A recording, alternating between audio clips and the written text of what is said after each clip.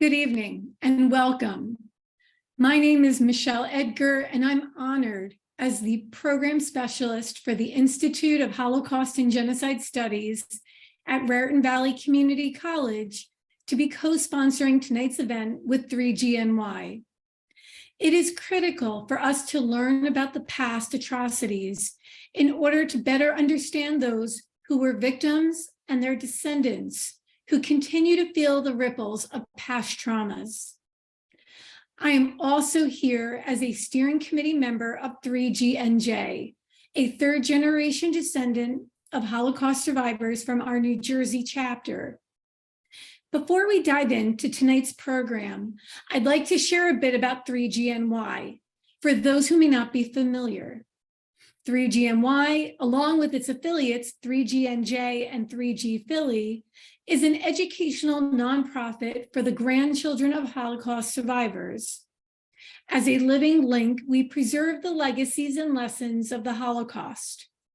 Our mission is to educate diverse communities about the perils of intolerance and to provide a supportive forum for the descendants of survivors.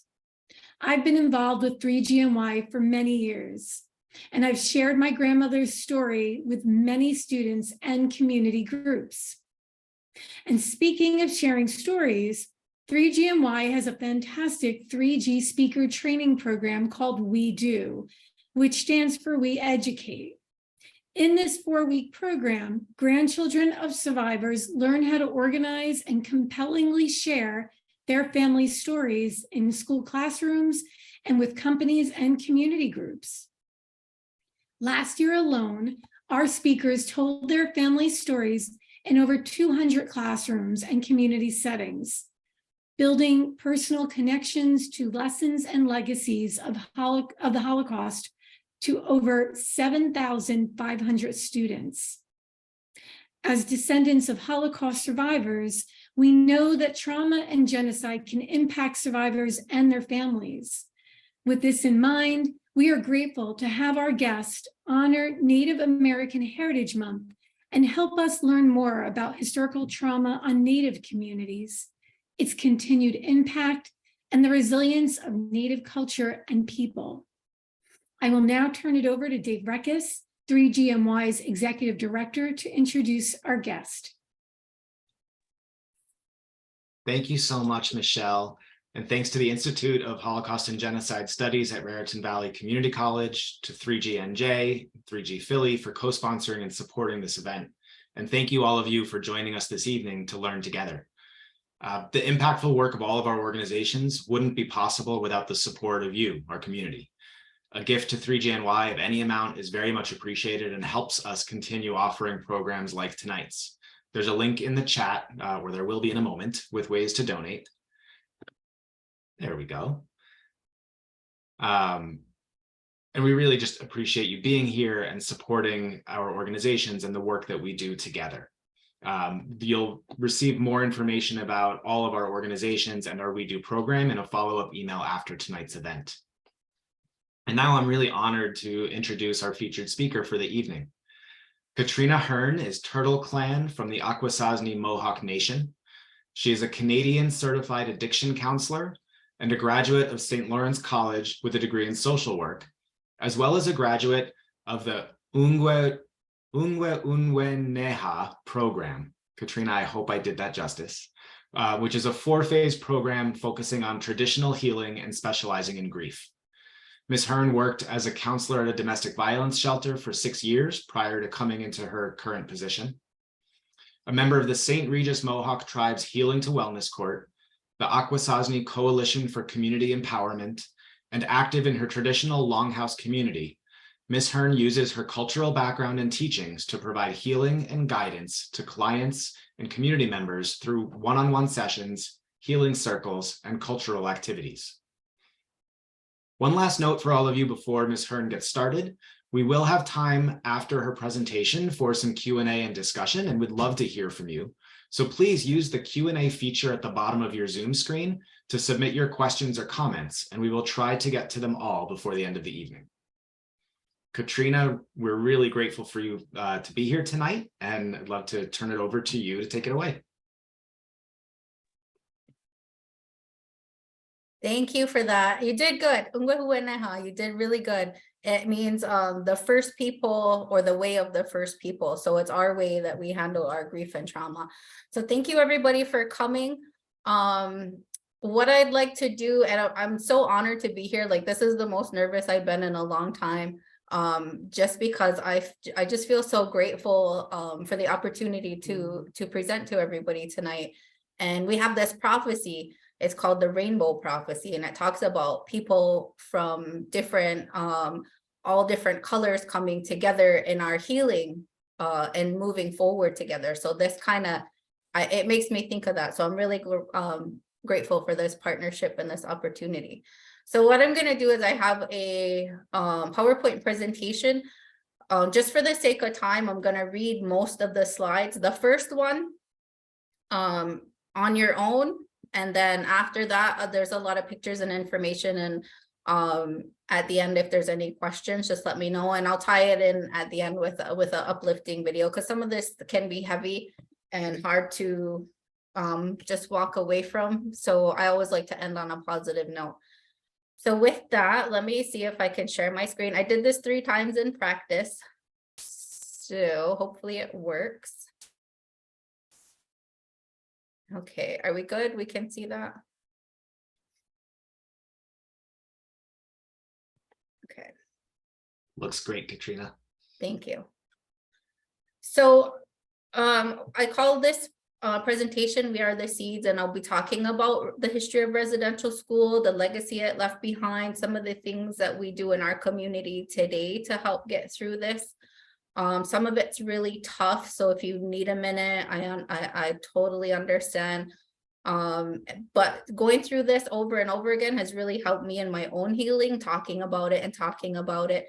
If you said a year ago that I would be presenting on this, I would say you're crazy, because I could never get through this without getting emotional. So I'm just going to go ahead and start the first slide on your own, and then after that, I'll take over.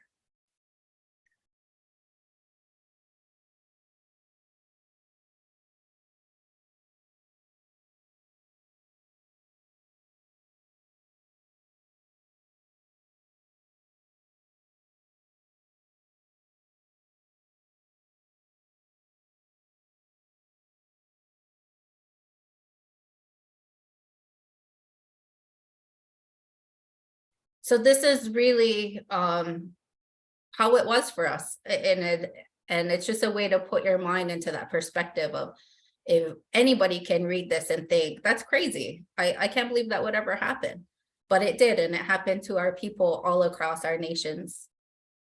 So this 215, if anyone's familiar with this, this was the first instance, the first awareness, the first unmarked grave that was found at the Kamloops Residential School. So there were 215 children found in a mass grave when they surveyed, did some LiDAR work on the school grounds. So this is what started the Every Child Matters movement. So you'll hear Every Child Matters, you hear We're the Seeds, you hear residential schools, there's different words for it, but specifically this Every Child Matters movement we associate with the color orange. The reason for that being Phyllis, her name is Phyllis Webstead, and her story is about going to mission school in 1973-74. Something I always point out is that it's 1973, not 1873, not 1773, 1973.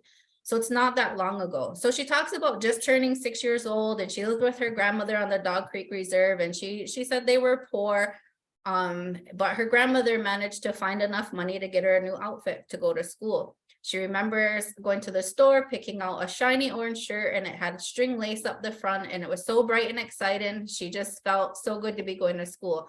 It was her first year, the first time she was ever going to go to school. And she says, when I got to the mission, they stripped me and took away my clothes, including the orange shirt. I never wore it again. I didn't understand why they wouldn't give it back to me. It was mine. The color orange has always reminded me of that, and how my feelings didn't matter, how no one cared, and how I felt like I was worth nothing. All of us little children were crying and no one cared. So when you see the orange shirts, or the reason why we use the color orange to represent our boarding school, comes from her story. And the pictures on top, her when she was young, and then because of her experience in residential school, she did end up having a child at like 15, and she ended up a statistic. She ended up abusing alcohol and drugs and dropping out of school and things like that, but she did bring her life around eventually. So this is the Kamloops Indian Residential School. This is where the original 215 were found. So sometimes children just didn't come back. We never knew what happened to them. That was from Harvey McLeod, a residential school survivor.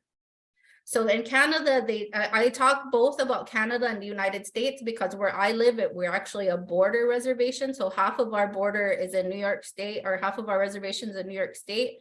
And there's a portion in Quebec, Canada, and a portion in Ontario, Canada. So it's a jurisdictional nightmare here, but both sides affect us. And a lot of our people went to schools on both sides of the border. So a little bit about life before residential school. So the one thing for us as Onkwehonweneha people, when I talk about Onkwehonweneha, it means the first people, or you hear the term Iroquois. We don't use the term Iroquois because it actually means the serpent. We call ourselves the Haudenosaunee, which means people of the Longhouse. And what was most important to us was our children. So our children were considered to be gifts to us, and it was our sole purpose and our sole job to raise our children, take care of our children. Women had specific roles. They were the nurturers, the providers, all of the women. So in our language, when we reference our mother, we say agatnistaha, and when we reference our aunts, it's the same word, agatnistaha. So all the women were responsible for taking care of all of the children. And the boys would stay with the women till about 6 or 7, maybe a little older, until they were ready. They were ready to go off and start hunting with the uncles and things like that. But they were taught all of the women's work. And the reason was so that the men, when they grew up, could appreciate and understand how hard it is for the women and their jobs of taking care of the children and the home and the cooking and the gardens and things like that. Our men had roles. Our men's sole purpose was to be providers, protectors. We lived in our longhouses in villages like this by our clans. Our clans, we get them from our mom. So like how modern day you have your last name from your dad's, we had our clans that we take from our mother. And when a woman would get married, her husband would move into her family's home. So our actual word for father is laganiha. It means he's borrowed. So we borrow him from his family to come into our homes to provide and protect for us. We also have, if you've ever seen this symbol, it's we call it the Confederacy flag, or the Iroquois Confederacy, or the Haudenosaunee Confederacy. What it is our system of politics. The U.S. Constitution, the United States based their democracy on our actual form of what you would call government then, our political system, and it just represents all of the nations that sat under, in the middle, it's a tree. So that sat under this tree of peace. So just to show that we were fully functioning, we were vibrant, we were self-sufficient, and just a beautiful culture all the way around. So the goal of residential school, we instill in them a pronounced distaste for the native life so that they will be humiliated when reminded of their origin. When they graduate from our institutions, the children have lost everything native except their blood.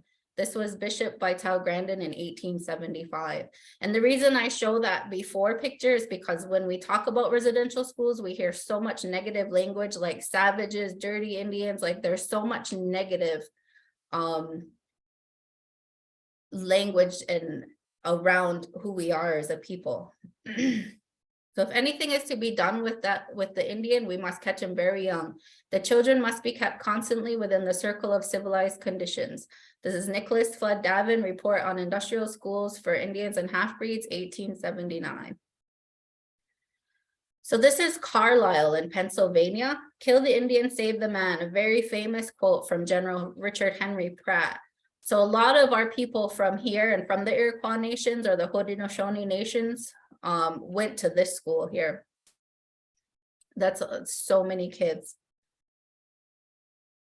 I want to get rid of the Indian problem. I don't think, as a matter of fact, that the country ought to continuously protect the class of people who are able to stand alone. Our objective is to continue until there's not a single Indian in Canada that has not been absorbed into the body politic, and there is no Indian question and no Indian department. Duncan Campbell Scott, Deputy Minister of Indian Affairs, 1920. This is Thomas Moore before he went to school. He went to the Regina Indian Residential School in Saskatchewan. And after, one of the things that a lot of them talked about was the shoes. When our elders would say, the shoes were so uncomfortable, I just wanted my moccasins back. And we thought that was really funny because that was one of our greatest exports at the time of colonization. Everybody loved our moccasins, so they would send, there's a lot of museums in Europe that have our moccasins on display because there was a big demand for them. This is just another picture showing the before and after. So these are some quick facts. So 1 in 25 were your odds of dying for Canadian children in Indian residential school. 1 in 26 were the odds of dying for Canadians serving in World War II. So you had a better shot of dying in residential school. By 1926, nearly 83% of Native school-age children in the US were attending boarding schools. So 150,000 is the estimated number of First Nations, Inuit, and Métis children between the ages of 3 and 16 to attend residential schools in Canada. By 1900, there were 20,000 children in Indian boarding schools in the US. By 1925, that number had more than tripled. In total, there were more than 139 residential schools operating in Canada and 350 in the US. The majority of government-funded residential schools were run by churches of various denominations. The first residential school opened around 1828. And the last federally operated residential school, Gordon's Indian Residential School in Punahou, Saskatchewan, was closed in 1996. So just think about that for a minute, 1996. It was fully functional until 1996. So just a little backstory into kind of what got us there. So I talk about the doctrine of discovery and how it gave the Christian governments the moral and legal rights to invade and seize Indigenous lands. When I do this in the schools, I talk about, if you know about the Bible and religion and things like that, it's in the commandments that says, thou shalt not kill. So how did people that were doing things so-called in the name of Christ, how were they able to kill? Well, the answer to that is they would report back to their funders and they would say, well, they're not even human, they're beasts. And because they had no Google buttons or Wikipedia and couldn't say who are these people, they only had their word to go on. So they were like, okay, well, they're not human, so we can kill them. So Christopher Columbus was a devout Christian and he felt the same thing. He felt he was chosen by God and it was his job to go and find new souls for God. And when I do this in the schools too, I also talk about, we're not the only one that's happened to. This started way back in like the 1100s with the Crusades and the Inquisitions and things like that. So I encourage people that might not be Native or understand what any of this is about to look into your history, because something like this probably happened to you too. And of course, you guys, we have this in common, this shared genocide.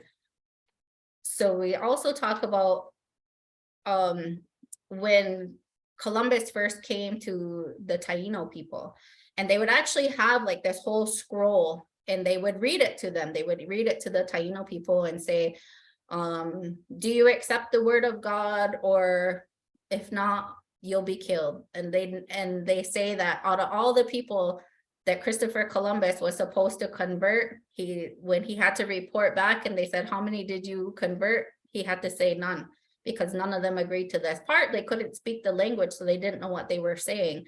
And the other part is they didn't want to give in. So this just talks about some of the things that they did. How Columbus's men were instructed to reduce the country to the service of Roman Catholic sovereigns.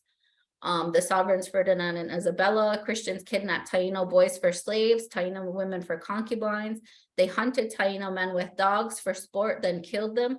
They actually used to do that to our people up here too. They would capture them and then they would hunt them for sport. And if a Taino killed a Christian, 100 Tainos would be killed in retribution. Manifest destiny was just another way that they said it was okay to spread their expand their dominion and spread democracy and capitalism across North America. And this is a picture of our territory. So if you look on the first one, the one on the left, you can see in there the Iroquois Confederacy. So those were our original territories, and they said our territories were so big that there was 3 distinct cultures within that territory. And if you look over on the right one, all those tiny little purple spots is what's left of us.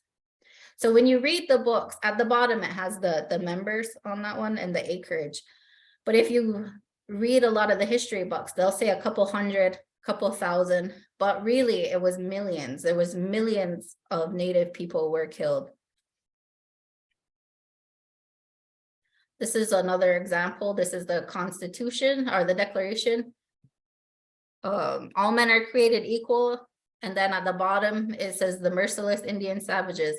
So it talks about Jefferson and his saying that we were merciless Indian savages. And it signaled that the war for independence from Great Britain would also be a brutal war to seize indigenous lands. So from 76 to 1783, the troops and colonial militias destroyed more than 70 Cherokee towns, 50 Haudenosaunee towns, and at least 10 multi-ethnic towns. So where we are, we had something called Sullivan's Campaign. And our southernmost territory is Seneca Nation. So Sullivan was funded by the government to wipe out all of the Haudenosaunee villages all through New York State. So in Cayuga territory, which is around Rochester, Ithaca, Utica, where the lakes are, they used to have peaches out there, and they cut down and burned all their peaches. And a few years ago, they actually cultivated those seeds and those original peaches. And we went down there and we planted for the first time since Sullivan's campaign in 1776, they planted and were able to harvest their original peaches. And he kept heading north. So Onondaga by Syracuse is the heart of our nation. So they're the center of our nation. They hold our records, our seeds, our government, everything that's ours throughout the Confederacy is held there. When they got there, they burned all of the corn crops. We have white corn, which is something we have been cultivating since the beginning of our time. And they burned all the seeds, they burned all the corn, and people tried to scrape together what was left. And to this day, when you go to Onondaga Nation, we make something called corn soup. If you're not from there, you say, oh, they burned their soup. They didn't burn it. That's just what they got used to, because they had a few years of having to eat that burnt corn that they just kind of got used to it. So they do it on purpose now. And a lot of those people fled up here. He never made it here to where I am, which is our Mohawk territory in Akwesasne. But a lot of people from other nations came up here and they sought refuge. So we have a lot of different nations here in our territory, because young people, they fall in love, and our men are very handsome here. So a lot of them stayed and had their own families. So we're kind of a mix up here right now. So this is talking about how the most famous document in American history says all men are created equal, then hypocritically proclaims that the first inhabitants are merciless Indian savages. And this is true to this day. And this talks about how 5 people, including Ben Franklin, John Adams, and how it was ratified 86 times. So people read this over and over and looked at it over and over and approved it over and over again, and thought it was just fine. And it still says that. So in 1800, not long after adopting the Sedition Act, Congress also adopted an act for the preservation of peace with the Native American tribes. So it limited our First Amendment speech. So all of your rights applied to everybody but us at this time, because they were worried that we would basically act up or want to fight back. So in 1830, Andrew Jackson signed a law that he had proposed, the Indian Removal Act, which legalized ethnic cleansing. 46,000 plus indigenous people were removed from their homelands. The removal gave 25 million acres of land to white settlement and to slavery. We're always in land claims. Where we are, we're always, always, always in land claims and fighting to get our lands back. This was the Snyder Act of 1924. So Native people won the right to full citizenship when President Calvin Coolidge signed the Indian Citizenship Act, but they saw it as a way to break up Native nations and forcibly assimilate them into American society. Part of that was forcing the Indigenous people to attend boarding schools. So this is kind of when it started. So the Carlisle boarding school, Richard Henry Pratt again in 1892 saying kill the Indian, save the man. In our way, we have something called the two-row, which is this here. This is all our records and all of our, you can kind of see it, like our form of government, our record keeping, our treaties. So these two purple rows, one is supposed to be a ship and one is supposed to be a canoe. And it was something we partnered with the Dutch saying, you stay in your ship, and in your ship is all your customs, all your politics, all your ways of doing things. And our canoe is all of our language, our customs, our way of doing things. And we're supposed to travel down this river side by side, never to interfere, never to cross in the other one's lane. So things like this, we didn't want to be a part of because that wasn't our canoe. Those were in the ship. And even to this day, it's a struggle on our reserve. People don't vote because that's not our government. People don't even vote in our own elections because that's not our way of doing things. So it kind of holds us back. So even with the passing of the citizenship bill, Native Americans were still prevented from participating in elections because the Constitution left it up to the states to decide who had the right to vote. So after the passage of the 1924 citizenship bill, it took over 40 years for all 50 states to allow Native Americans to vote. So Maine was the last one. Maine's really close to where we are, but it was the last one to comply with the Citizenship Act. And even though it granted tax-paying Native Americans the right to vote in 1819, they still didn't let anyone vote until 40 years later, the 60s. So this is just showing the Indian Civil Rights Act of 1968. So because movements like AIM were starting to form and Red Power and things like that, Congress passed this Indian Civil Rights Act, which gave the protection of the Bill of Rights and the legitimacy of tribal laws within reservations, but it still didn't grant us all our rights. And the picture on the right side, the gentleman in the front's name is Richard Oakes.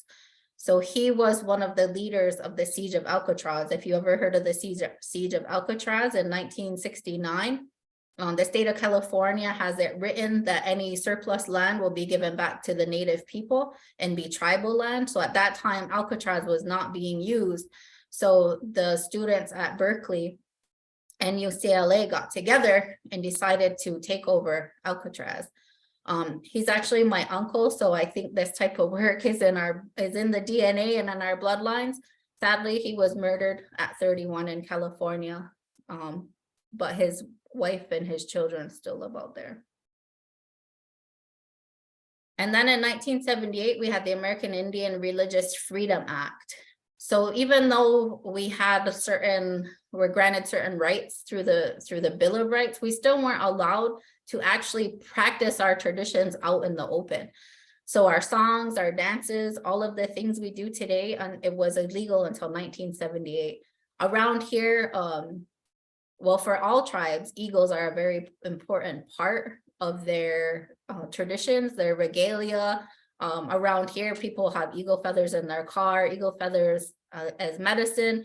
We use it so much in our lives, but it was illegal to carry those feathers. So you could be arrested for carrying your eagle feathers or having your eagle feathers. And then it wasn't until 1994 where we actually were allowed to use peyote.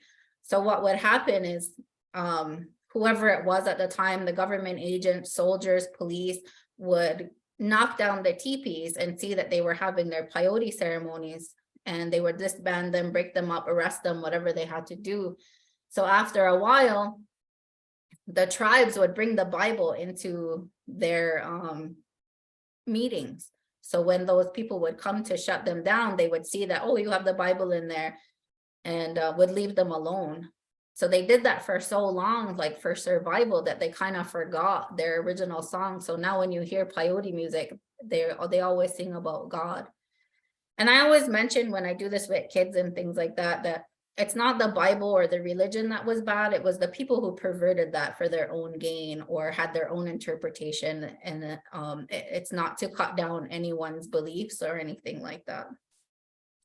So in the state of Colorado, it was legal to kill Native people until August 17th, 2021. This didn't mean you could go knock on someone's door and shoot them point blank, of course, because there's still laws around murder, but somebody would have a good case for it because it wasn't illegal until last year. This is a tiny pair of handcuffs that was found on the property of one of the residential schools.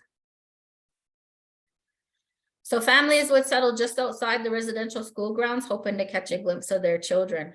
So we're hoping that the kids would see them and know that they didn't give up on them, know that they didn't just leave them there. A lot of times you hear like, well, why did you send your kids there? And just so it's known, there was never a choice. Later on in the 1900s, some people did choose because they were selling them, oh, it's a great place, you'll have a career, you'll have a job, it's a great place to go. And because our people were so traumatized, they didn't talk about it. They didn't talk about what was really going on there. So the families would sit outside just hoping the kids would see them, or they could get a glimpse of their kids or know they were okay. These are just some more pictures of the before and afters. They put beautiful little babies like this in the ground, threw dirt on them, and then just walked away. My heart's irrevocably broken. It will never be the same. So this is last month, Lakota babies returning to their tribal lands after 140 years. My friend is actually the one that has to go and do the prayers and bring the babies home. Talk about a heavy job. This is a local artist, Dave Ganyatdagelo Fadden. So he's just showing the reverse. So instead of showing before when we were vibrant and then into the institution, this is showing the opposite. So the institutionalized back to our beautiful, colorful culture. And that actually, he took that from this picture of Carlisle, how I showed you Carlisle in Pennsylvania in the beginning. That's where he did this picture, got the concept for this picture.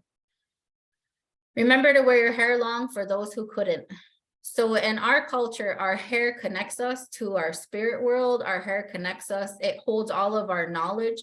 So the longer our hair is, it's like all of our experiences. So all the experiences and knowledge you gain throughout your lifetime, we carry it in our hair.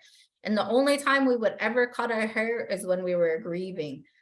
So you had all these kids being taken to this school, not being able to speak the language. And the first thing they were doing is cutting their hair. So all they knew is that they were grieving. They didn't yet know what they were grieving or why they were grieving or what was about to happen to them. But they just knew it's time to be sad. And then they would find out later what that was about. So this is just showing Canada's 168 plus year legacy. So you have the language, the family, the culture, see no evil, hear no evil. If Canada lowered its flags one day for each child who died in residential school, the flags would not raise for 11 years. So let's be clear, there's no positive aspects of residential schools and no justification for genocide. So the whole point of the residential school was to make us hate ourselves so much that we would never want to be ourselves again. And they did that through sexual abuse, physical abuse. They found many rooms in these residential schools where they would just put the kids in there for days and days on end. Most of them wouldn't survive. I don't include stories of residential school survivors in my presentation, only because personally, it's hard for me to go there. It makes it that much more personal and my heart hurts for that.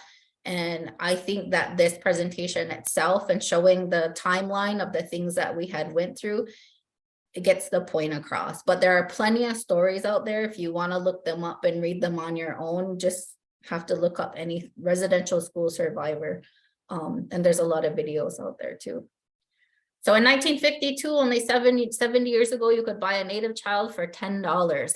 In here, it says, we have a little boy of 6 or older, or a little girl, whatever you prefer. These little Indian children are very little trouble. And if you really mean it, I'll send you one right away. And I'm not even gonna have any inquiries about you, because it takes a good person to make an offer as you did. Please let me know. So not only did we have all of the genocide from first contact, just the straight up murders, the diseases that were brought, starvation, things like that. Then we moved into residential schools. We thought, okay, we made our treaties. You guys are gonna stay in your ship. We're gonna stay in our canoe. We're gonna live side by side. You do your thing, we'll do ours, we'll be good. And then residential schools came in. And when we finally got out of the residential school era, this is the next thing we had to deal with. So our people are constantly in this state of anxiety over what's going to happen next. So the 60s scoop, in 1960s in Canada, if you were a Native American female, you were already by law deemed an unfit mother.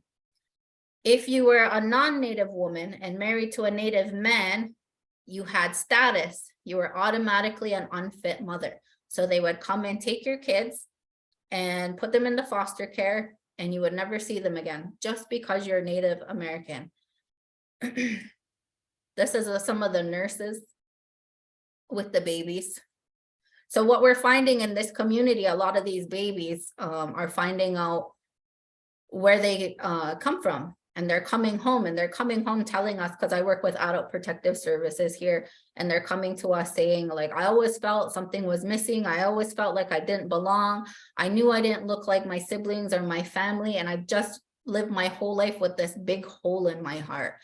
And to hear that, and when they come back home, they feel that sense of belonging. And it's like trying to put a lifetime of teachings and culture and love and respect back into their lives that they missed out on.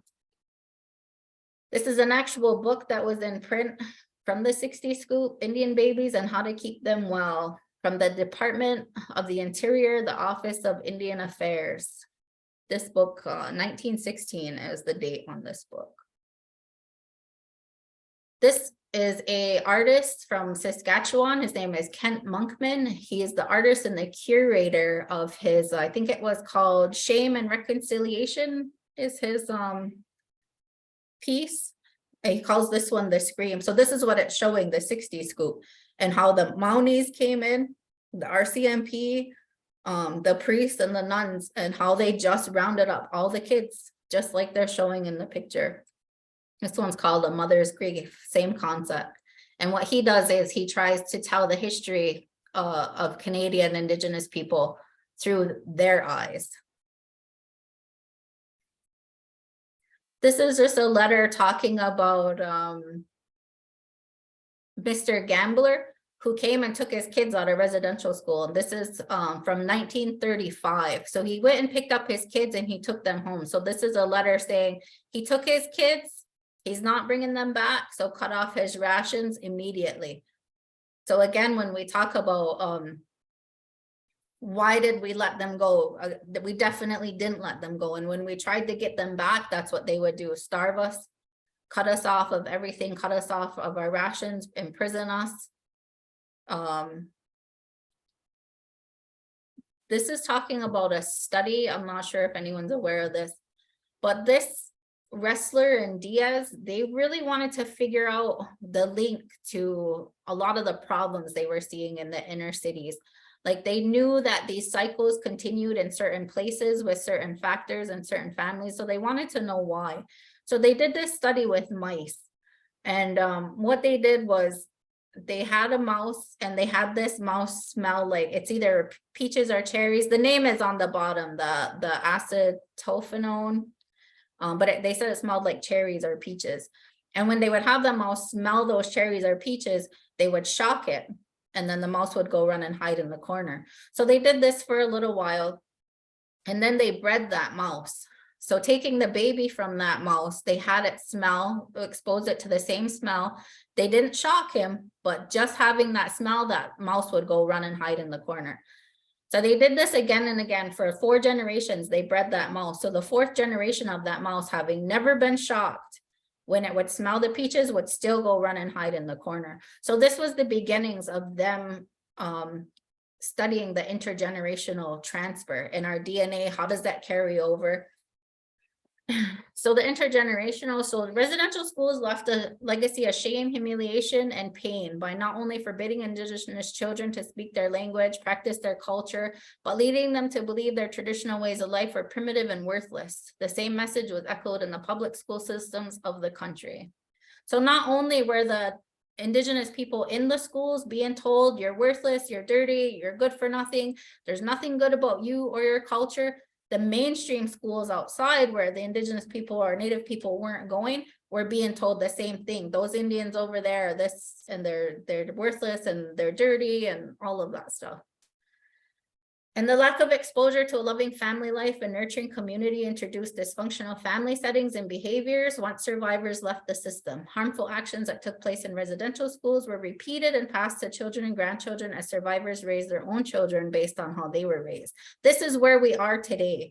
This is what we sit in. This is what we deal with today. I work with so many adults who are like, I never knew who I was. I don't know my culture. I don't know anything. And they're angry at their parents. And we have to do some healing with them. They say it wasn't their choice. They weren't saying, I'm never going to teach you any of this. They were saying, if I teach you who you are, you're going to be taken from me. You're going to be killed. So it was about survival. So we're in this really weird place of healing right now because we have these families going through this. My grandfather went to residential school and he was the devil himself. He made my two older uncles. I have a picture of them at 3 and 4 years old. He would say, fight and draw blood or I'll draw blood. So he would make them fight or he would beat them both. And there's a picture of my older uncle on his tricycle with a black eye. That's what residential school taught him. He wasn't raised by his family. So we have this whole generation being raised by the abusers, now going home at 17, having babies. How would they know how to parent? They don't know how to parent because that's what they were taught. So they did the same thing to their children that was done to them in the schools. So we're in this big mess of abuse, domestic violence. You couldn't go talk about it. So we have the alcoholism we're dealing with. And we're just now trying to sort that out because nobody would say it because of all the guilt and shame. Our parents weren't saying, oh, I feel like this because we're still in a place of feeling shame and guilt all the time. People don't want to come back to the traditional ways because they feel guilty for not knowing from the beginning.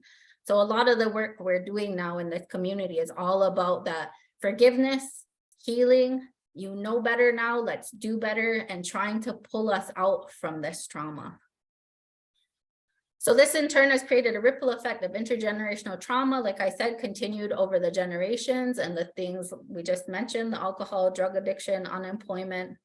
So every single one of your First Nations friends are either a residential school survivor, a survivor's child, a survivor's grandchild, or all three, every single one. This is a family of sisters here. The lady in the purple is actually my son's grandmother. The lady next to her is my coworker's grandmother and another coworker's grandmother, and they're all sisters, and they're all still alive. This is their before and after residential school picture. So what can I do? So listen. With the discovery of human remains at numerous residential schools, it's important not to label the emotions and reactions of the Indigenous community. For us, even in our neighboring towns, the ones we interact with every day, they still have this mentality of, why don't you just get over it? Or, hey, what happened? Like it's nothing. And we really have to be very careful about who we're asking, because we don't know who's been there, who's still feeling the effects. People like to say it was so long ago, it was so long ago. And that's why I point out the dates. 1973, not that long ago. Unless you ask my kids, then they think that's like 200 years ago. And everything we're dealing with, like the closing of the last school in 1996, we're all feeling it today and dealing with the impacts of that today. So educate yourself, take the time to learn about residential schools. Again, thank you everybody for coming and listening. I know this was really fast and long, but I just wanted to get through this information. But I could do this for 2 or 3 hours to really get into things if we have the time. Again, take care when asking people, be careful when you do your own research. Try to research information on the internet that comes directly from the tribes. There's so much misinformation out there. Advocate. So if possible, if you're close to, next to, or have access to any traditional places around you or cultural places around you, encourage more traditional healing, sharing circles, speak up for the Indigenous communities at your school or in your work or healthcare. Advocate for cultural training and awareness. I do a lot of that now. I do like cultural sensitivity, things like that, with anybody that comes into work for our tribe. Support Indigenous artists, business owners, journaling, healing groups. So the children they took and tried to silence are the very ones who have awoken the world. There's a collective purpose that we as Indigenous people have today in healing trauma and becoming even stronger than our ancestors. Participate, contribute, our culture needs your greatness. This is actually something I just put in. It's a photo of Queen Elizabeth. So when she passed away, the Indigenous community was really upset, like not upset that she passed away, but just that they could finally release their grief because Canada is still governed by the Queen. And this is a picture of her when she went to that Kamloops school where the first 215 were found. She left with 10 kids and they were never seen or heard from again. So the number went up to 6,500 from that original 2015, and then it went up to 10,000. So this is just showing on September 22nd, the numbers in Canada. So you have the first school at the top, Kamloops, and these are the other schools that have been searched already. I think I had said there was like 139.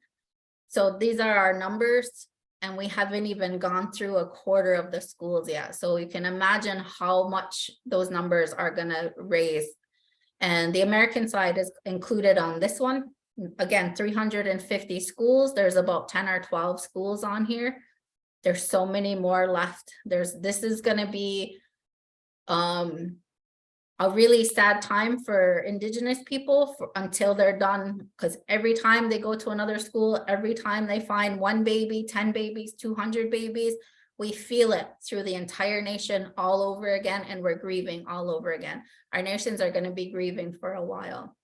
So to remember who you are, you need to forget who they told you to be. Behind every strong woman is her sacred female bloodline. Again, we follow our women because our women are our life givers. Our children are miracles waiting to blossom. All we got to do is water them and cultivate the ground where they walk, and we will see great nations again. Tom Porter is one of our elders here, one of our most respected elders here. This is actually my work. I work with the Indian Child Welfare Act. And this is our billboard that we have outside, again, showing the residential school and then the vibrancy of the culture. They tried to bury us, but they didn't know we were the seeds. So we are the seeds. So the residential schools themselves really succeeded for the time. All of our stuff went underground. We forgot so much of who we were, so much of our ceremonies, and we're still in this process of bringing everything back to light and being able to be proud. Our elders never had the luxury of being proud. And I like to say we're not surviving anymore, we're thriving. It's okay. So we're all in this time of healing because of the atrocities that happened to us at our residential schools, and not just our residential schools, but again, with the 60s scoop. So even today, I do a lot of work with, say, like the healthcare, because our elders will not go to the doctors. A lot of our women were taken into forced sterilization. So you would go in pregnant, have your baby in the 60s. They take your baby, take all your reproductive organs out, wake you up, send you on your way. You didn't have a choice. They didn't say it. So there's so much healing that has to happen. And that was just all the ways to try to keep us from reproducing. Food control, again, was another way that they tried to keep us from any type of survival. So I have this video. I don't know if you want to do the video first or ask questions. Again, I know that was really fast and a lot of information. How do you want to do this, Dave? I'm going to queue up the video right now. So we're going to end on a positive note. This is our community, and I just want you to see it again after hearing all that negative stuff and those words of describing who we were, to show the opposite side of that, to show how vibrant our culture is and how beautiful our people are.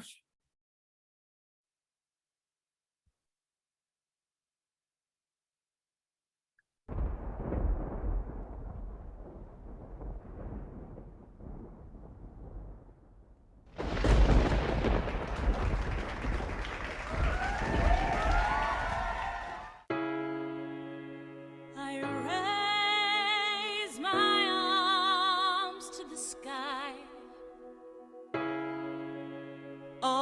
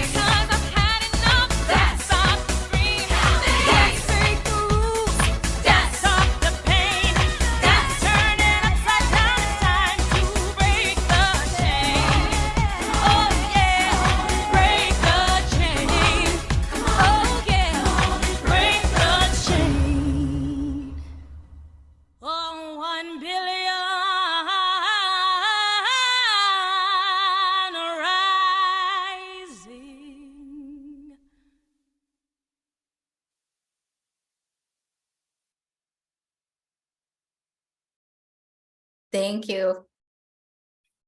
Katrina, thank you so much for that beautiful and painful and really important presentation. And I don't know if you've had a chance to see, but there are a number of beautiful comments in the chat from people really just thanking you for sharing with us and helping us learn about this this really painful history.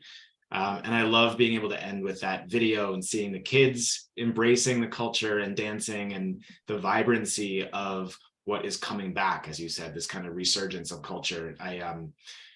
We have a little bit of time just for a couple of questions from people in our audience. But first I want to share, I had the good fortune and opportunity just a week ago to be at a gathering of Holocaust survivors and descendants, children, grandchildren, and even a few great-grandchildren. And there was a lot of learning together, sharing, talking about pain and trauma. And every night there was dancing. Mm-hmm. And the image of the vibrancy of survivors and their descendants dancing the hora, the traditional dance together, and the love and energy that is still alive and is thriving, is something that I saw in that video that you just shared, and is just so beautiful and gives so much hope. So I really appreciate you sharing that video with us as well. I want to ask, we have some really excellent questions here in the Q&A, including some asking for additional resources. So maybe we can send out some other like books or websites or things that you might suggest people to look to for more information when we send a follow-up email. We have a question from a faculty member at Raritan Valley Community College, who thinks that the faculty and students there are going to be able to use this information that you shared to really understand our collective history. And the question is about the Supreme Court case regarding the adoption of Indigenous children by non-Indigenous families and the Indian Child Welfare Act. And how do you see this case and implications for a potential Supreme Court ruling?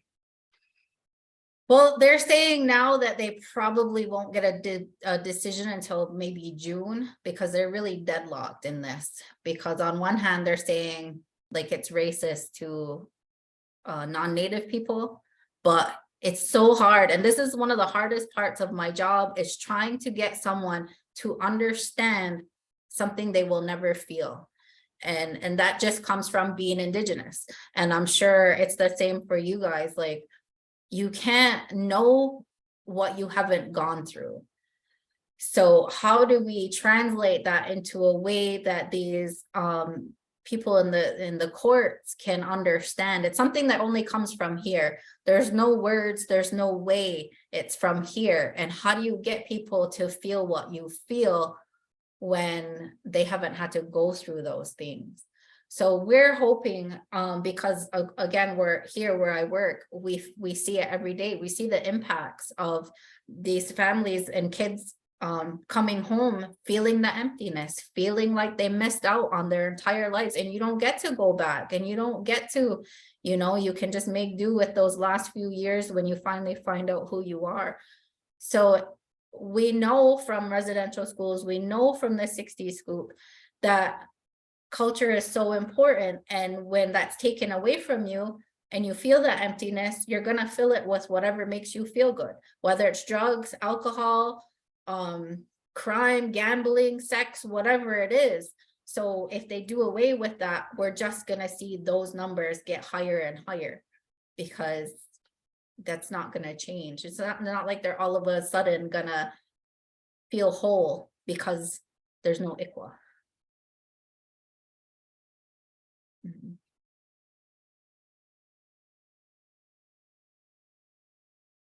You're muted.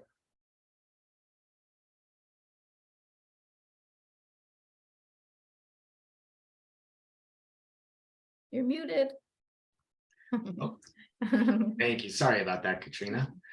Again, just a lot of really, it's clear from the comments in the chat and the Q&A that the depth of information and the history of the residential schools is something that is not widely known in our community. And so I really appreciate you sharing that. There was a question about what, if anything, the schools are doing now to help the survivors and to help the children of the people who went to the schools. And so I know the schools have all closed. So I guess, are there any things that are being done by the kind of the next generation of the people who ran the schools, whether it's the government or people who worked at the schools, to help the healing? So in Canada, we have something called the Truth and Reconciliation Act. So the first thing they did was issue an apology, and the Pope actually just came here and was at a lot of reserves. A lot of reserves refused his visit, did not want the apologies, because we know there's so much work that needs to be done. We don't want this to be, oh, I'm sorry, okay, let's get over it. There needs to be work done, whether that's in the form of funding healing circles and ways to heal, more culture and communities. They actually did something called the Indian Day School Act. So if you went to one of these day schools or residential schools, you got $10,000 off the top. If you were sexually abused, you could get more money. If you were physically abused, you could get more money, but you had to tell your story. So it was re-traumatizing, and they're still doing it. It's re-traumatizing people that have never talked about their abuse in there. They had to write that on paper. And if your story was really bad, you had to get someone to back you up. So it's like, again, you don't even believe me. So the way that it's being gone about, to me, is like, kick them while they're down. You know, we shouldn't have to do that. You shouldn't have to be re-traumatized. And it's not about the money. And a lot of people are refusing the money because it's not about that. On the American side, we have yet to receive acknowledgement that these things even happen. Luckily, our local schools here do let us come in. Like, we actually developed the curriculum in the school for every grade. So elementary, middle school, and high school, there's 3 curriculums, and we have a week-long, this is the first year we did it, a week-long section on everything we just covered, the residential schools and what led up to it and what's after it. So at least our local schools, and I go in there, and for us, it's like our communities need that bridge because we've been neighbors for so long. But I tell the kids, like, when you go home, what are you hearing in your homes? And a lot of the non-native kids in their homes here, don't go to the res, it's nothing but a bunch of drunks. Don't go to the res, they're all smuggling, or like everything bad that they've been hearing through their generations. So it's not just us, it's them too. So I tell them, like, you're sitting right next to each other. Is that true? You know, these are your friends. Is that true? So you have that power in you to go home and tell your parents, hey, I don't think that's right. I mean, I sit next to these guys every day, and none of my 8th grade friends have shown up drunk yet. You know, like, it's just to teach them, think for yourselves and look into your histories. We have shared trauma if you go back far enough, you know, and to connect on those levels. And yeah, like, come here, see what we're all about. You know, that's not true. So I have no idea what the question was, but I hope I answered. Yes, and that's wonderful. And really, I mean, it's tremendous that you have developed that curriculum and are able to work in the schools near where you are. That's very much on the same philosophy of the education program that we run, our We Do program, of bringing grandchildren of Holocaust survivors into schools to share those personal stories and help students understand that the Holocaust was real and happened to real people and still has real impact on families and on individuals and communities, including this person who is standing right in front of you. Mm-hmm. There were several questions about how to teach this history to kids, and you mentioned that in your answer, which is wonderful. I apologize that we're not going to be able to get to everyone's question, but I will make sure that Katrina sees those questions and maybe can do some follow-up with everybody later. Please feel free to email 3GNY afterwards if you didn't get your question answered and really do have a question. And the one last question that I will ask is just because you mentioned a couple times the re-traumatizing through telling the story, and I think a lot of people in our community Holocaust survivors, many of them didn't talk about what they experienced ever, or many of them took a long time to be able to talk about it. And as the grandchild of survivors, I am incredibly grateful for my grandmother getting to the point where she was able to talk about it so that I know that history and I can carry that forward, while other grandparents of mine did not. And so I'm wondering what that process has been like in Native communities of residential school survivors. Is it something that people talk about with their families? Is it still too difficult to talk about? How do people talk about it within their own families? So now with that original 215 that were found, we're starting to have these discussions.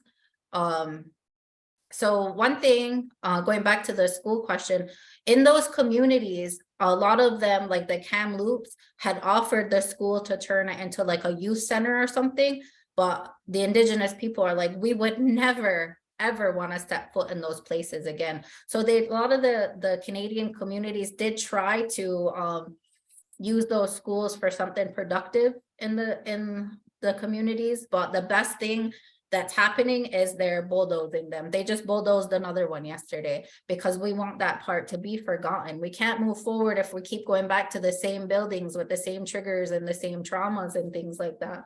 So they're mostly just getting rid of the buildings.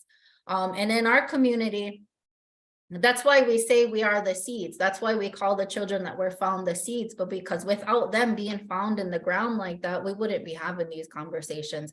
We wouldn't be growing. We wouldn't be thriving.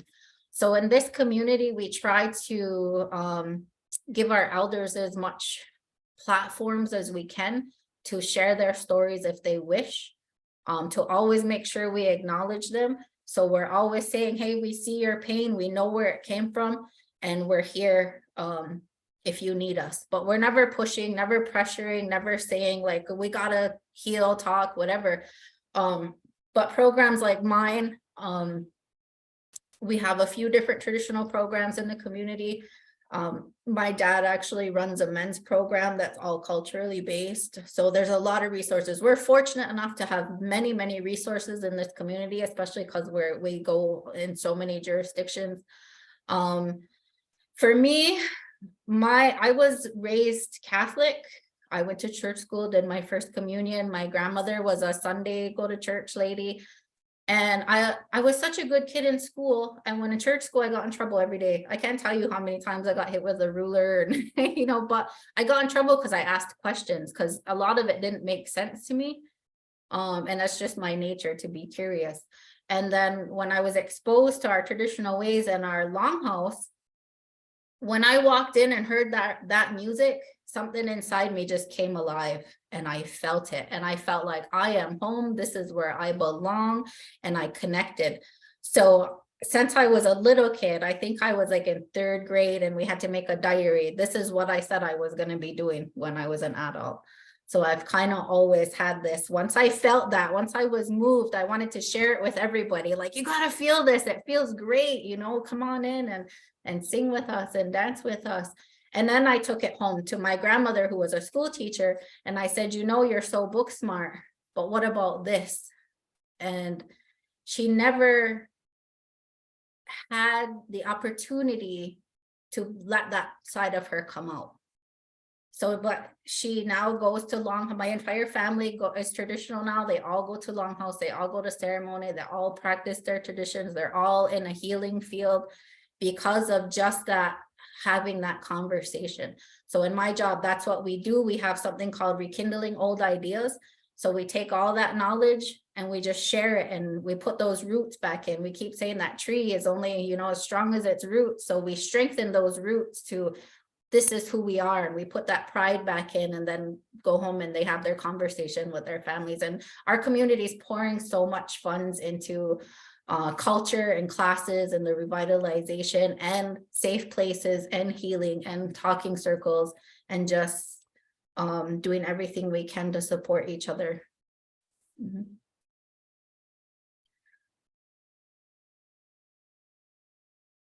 You're muted. Yeah.